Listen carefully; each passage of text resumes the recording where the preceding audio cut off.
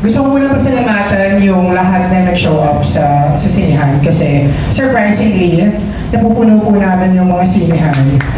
Napupuno enough para mabother yung iba na bakit mas maraming manonood ng sinisili kasi sa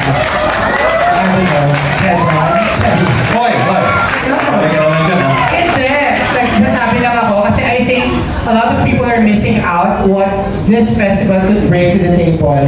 We're 180 million Filipinos at daming malibog sa Pilipinas. Sino-sino is here to exist kasi kailangan natin ng mga ganitong pelikula, festival, para sabihin na ang pakikipagtalik ay hindi lamang para mag-anak, di ba? Ang pakikipagtalik ay masarap at pleasurable.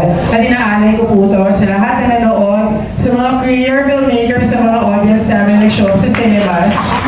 At syempre sa napakagaling naming promo team, most of them are Gen Zs, yes. So, inaalay po natin to. At ang 50,000, yes, makaka-order na tayo ng alak pa dahil. Salamat!